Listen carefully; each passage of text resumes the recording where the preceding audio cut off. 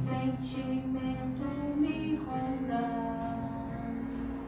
não sei dizer, tudo é novo pra mim, meu coração se renova, sinto a esperança invadir o meu ser, quero ser manso, ser limpo, ser justo e pobre de espírito ser.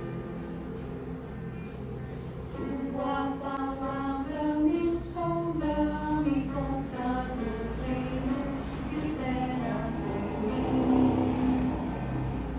Eu te ofereço meu pranto, as dores da alma que quer renascer. Eu ouvi tua voz, teu falar me cantou, que seguir, caminhar, que saber pra onde vou. Eis-me aqui, minha dor serenou. Um sentimento me ronda, não sei dizer, tudo é novo pra mim, meu coração se renova, sinto a esperança invadir o meu ser, quero ser manso, ser limpo, ser justo e pobre de espírito ser. Tua palavra me sonda, me conta do reino que espera por mim. Eu te ofereço meu pranto, as dores da alma que quer renascer. Eu ouvi tua voz, teu falar me cantou, que seguir, caminhar, que saber pra onde vou. Eis-me aqui, minha dor serenou.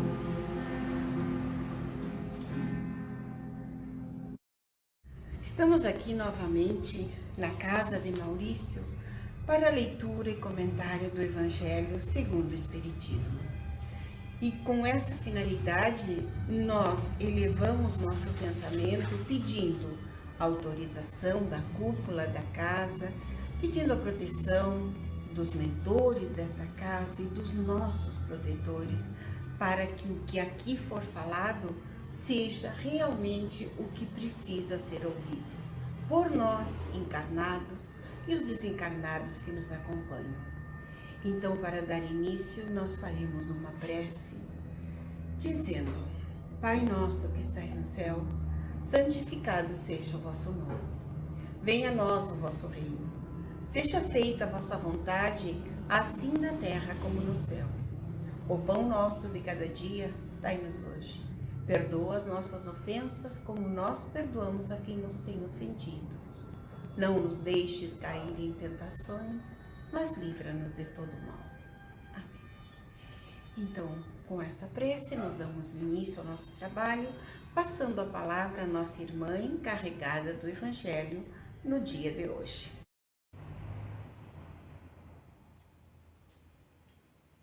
Boa tarde, queridos irmãos. Dando a sequência do capítulo 7 do Evangelho segundo o Espiritismo, bem-aventurados pobres de espírito. Hoje nós vamos então ler o item 3, 4, 5 e 6. Quem quer que se eleve, será rebaixado. Nesse mesmo tempo, os discípulos se aproximaram de Jesus e lhe disseram: Quem é o maior no reino dos céus?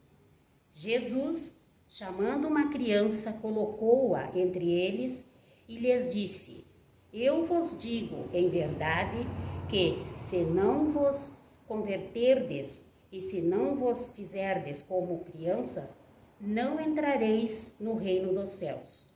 Pois quem quer que se humilhe e se torne pequeno como esta criança, este será o maior no reino dos céus. E quem quer que se receba em meu nome uma criança, tal como eu acabo de dizer, é a mim mesmo que recebe. São Mateus, capítulo 18, versículo 1 a 5. Item 4. Então, a mãe dos filhos de Zebedeu aproximou-se dele com seus 2 filhos e o adorou, confessando que desejava pedir-lhe algo. Ele lhe disse: que quereis vós? Ordenai, disse ela, que meus 2 filhos que aqui estão sejam assentados em vosso reino, um à vossa direita, o outro à vossa esquerda. Mas Jesus lhes respondeu: não sabeis o que pedis. Podeis beber o cálice que eu vou beber? E eles lhe disseram: podemos. E ele lhe respondeu: é verdade que bebereis o cálice que eu beberei. Mas, quanto a estar sentado à minha direita ou à minha esquerda, não cabe a mim conceder-vos, será para aqueles que meu Pai tenha preparado. Os 10 outros apóstolos, ouvindo isso, indignaram-se contra os 2 irmãos. E Jesus, chamando-os a si, disse-lhes: sabeis que os príncipes das nações as dominam e que as grandes as tiranizam. Não deve ocorrer o mesmo entre vós, mas aquele que quiser tornar-se o maior entre vós, seja aquele que serve. E que aquele que quiser ser o primeiro entre vós, seja vosso escravo. Assim, o Filho do Homem não veio para ser servido, mas para servir e dar a sua vida pela redenção de muitos.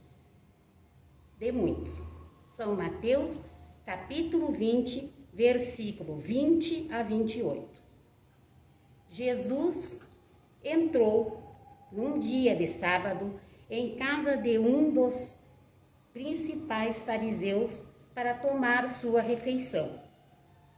E os que lá estavam observaram-no, e notando como os convidados escolhiam os primeiros lugares. E ele lhes propôs esta parábola.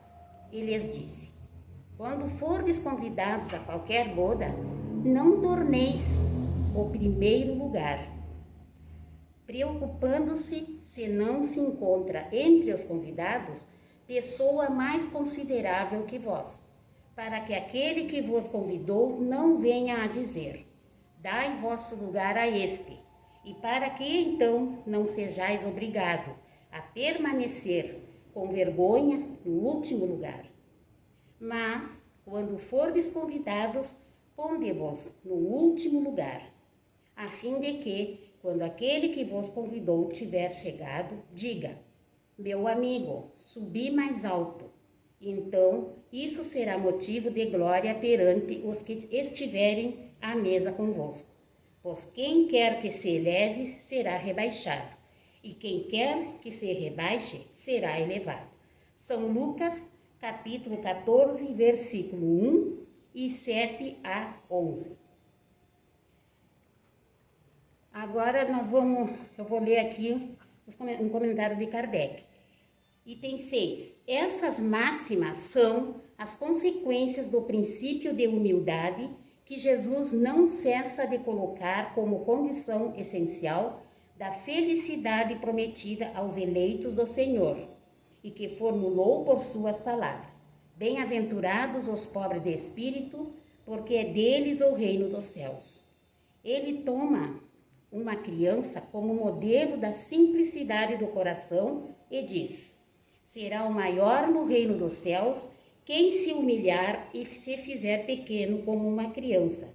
Quer dizer, quem não tiver nenhuma pretensão à superioridade ou à infalibilidade. O mesmo pensamento fundamental encontra-se nesta outra máxima, que aquele que quiser tornar-se o maior entre vós, seja aquele que serve. E nesta, quem quer que se rebaixe, será elevado, e quem quer que se eleve, será rebaixado. O Espiritismo vem sancionar a teoria pelo exemplo, mostrando-nos grandes no mundo dos espíritos, os que eram pequenos na terra, e muitas vezes bem pequeno os que eram os maiores e os mais poderosos. É que os primeiros levam ao morrer a única coisa que faz a verdadeira grandeza no céu, e que não se perde, as virtudes, enquanto os outros têm de deixar o que se fazia a sua grandeza na terra, e que não se leva, a fortuna, os títulos, a glória, a linhagem. Não tendo nenhuma outra coisa, eles chegam ao outro mundo totalmente desprovidos, como náufragos que perderam tudo, até suas vestes. Só conservam o orgulho, que torna sua nova posição mais humilhante, pois veem acima deles, resplandecentes de glória, aqueles que espezinharam na terra. O Espiritismo nos mostra uma outra aplicação desse princípio nas encarnações sucessivas, em que os mais elevados numa existência são rebaixados ao último lugar, numa existência seguinte. Se deixaram dominar pelo orgulho e a ambição, não procureis, pois, o primeiro lugar na terra, nem procureis pôr-vos acima dos outros, se não quereis ser obrigados a descer. Procurai ao contrário, o mais humilde e o mais modesto, pois Deus saberá dar-vos um lugar mais elevado no céu, se o merecerdes. Então, que Jesus quer nos dizer com isto? Nós estamos falando abordando que o assunto central deste capítulo é pobres de espírito, né? Então, os discípulos vêm e perguntam para ele quem é o maior no reino dos céus. Então, quem é maior no reino dos céus? E Jesus toma uma criança como modelo. Por que uma criança como modelo? Porque a criança, ela é simples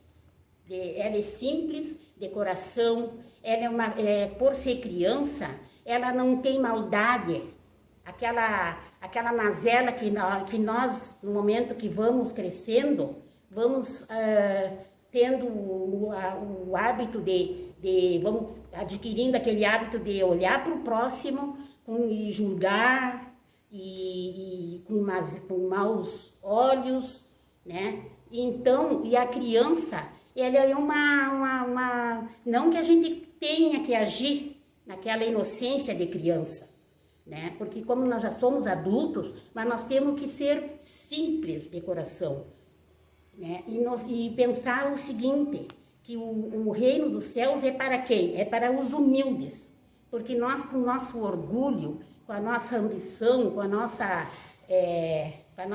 soberba, de achar que sabe tudo, de que pode tudo, então Jesus nos ensinou que nós temos que ser, ele quer que nós seja simples, que nós seja humilde, que nós aprenda a ser humilde, né? Por quê?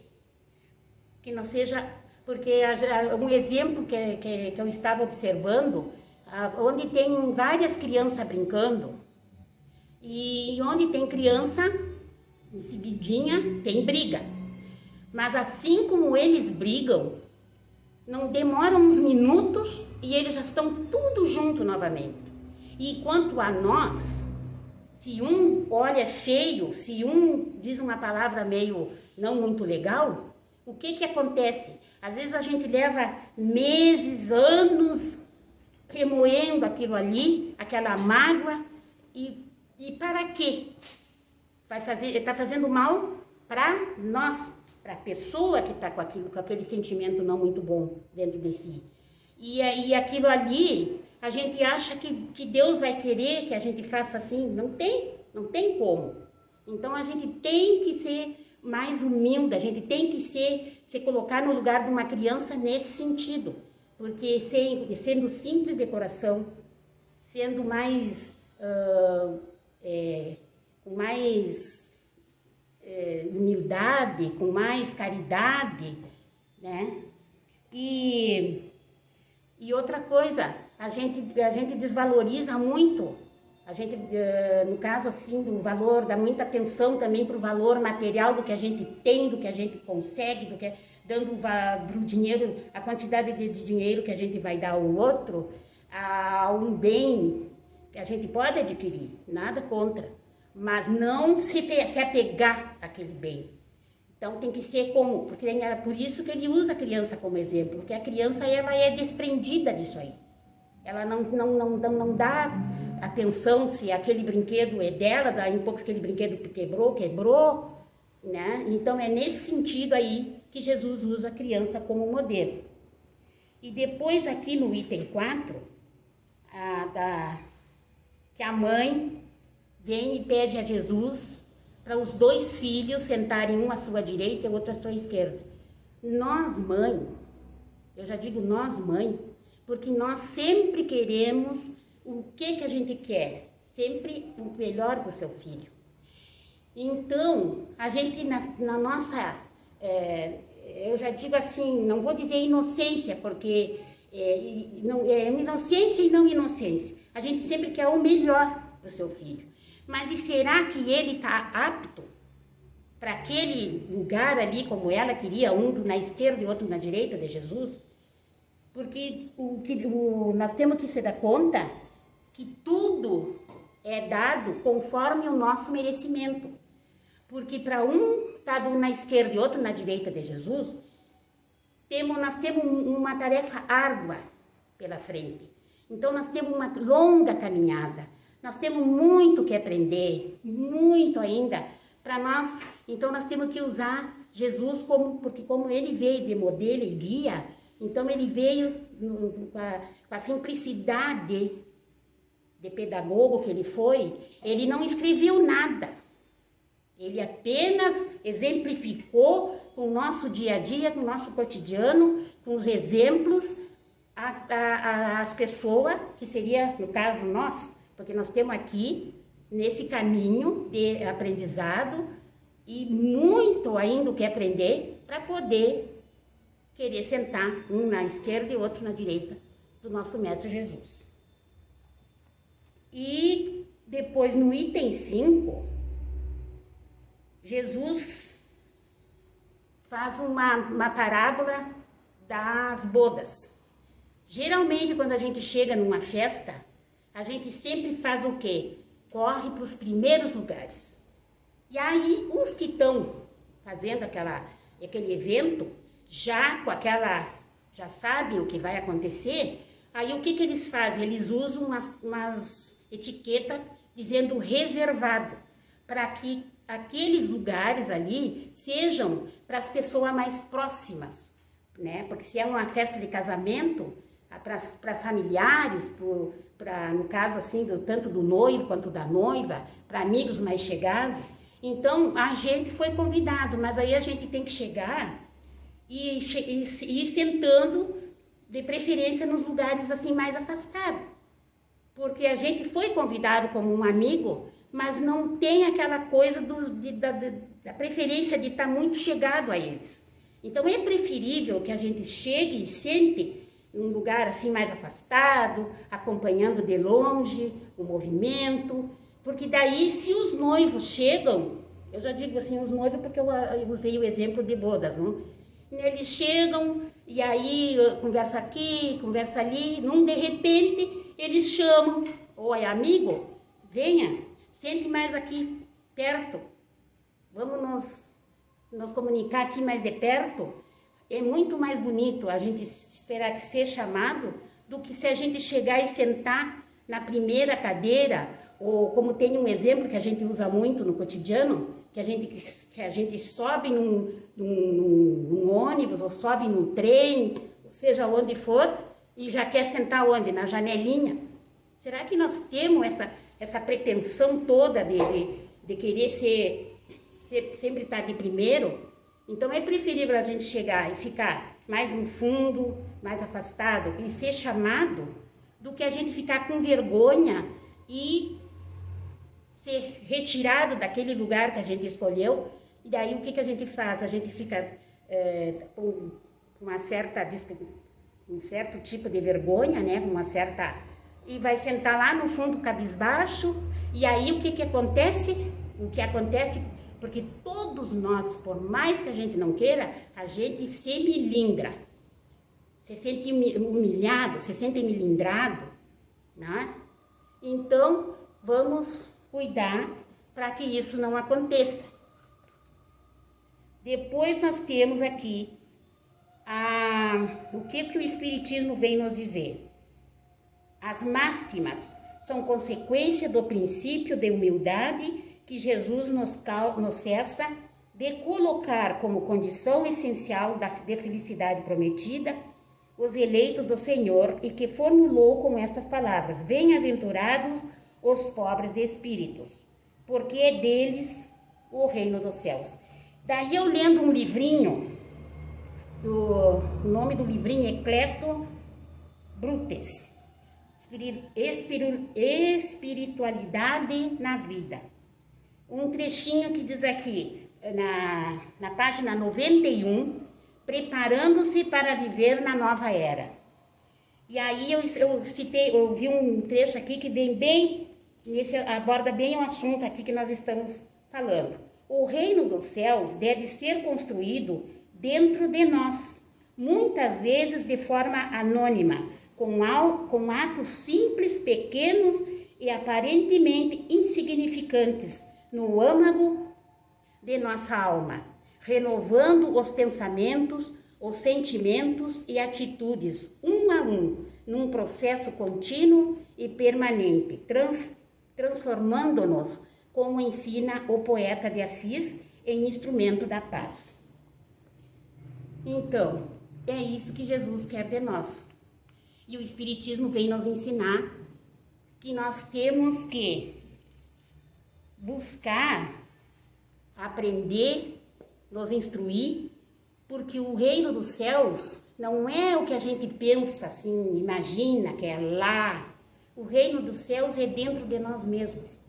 Nós temos que nos conscientizar e buscar dentro da nossa consciência a simplicidade, a humildade, a caridade aos outros, porque é isso que nos transforma, que nos faz entrar no reino dos céus.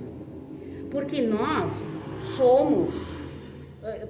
não somos o que escolhemos. E nós estamos aqui para servir, e não para ser servido e nem bajulado. Então, que fique para nossa reflexão da semana e que nós possamos sempre pensar em ser mais humilde, mais simples de coração, como uma criança, como Jesus nos deu como modelo. Graças a Deus.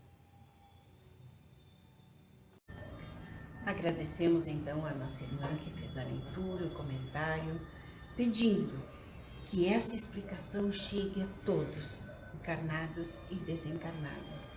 E neste momento em que estamos encerrando o trabalho, pedimos por nós e por todos aqueles que nos acompanham, pelos irmãos que estão sofrendo, pelos irmãos que estão privados da liberdade, seja essa liberdade física ou espiritual, mas que todos possam receber a palavra, o consolo, a luz, e possam sair desta situação melhor do que quando nela ingressaram.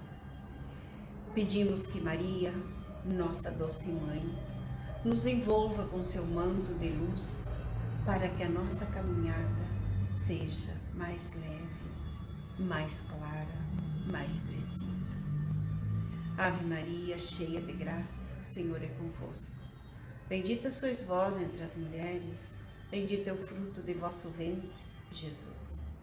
Santa Maria, Mãe de Jesus, rogai por nós, pecadores, agora e na hora do nosso desencarne. Que a paz e a luz permaneça sempre conosco.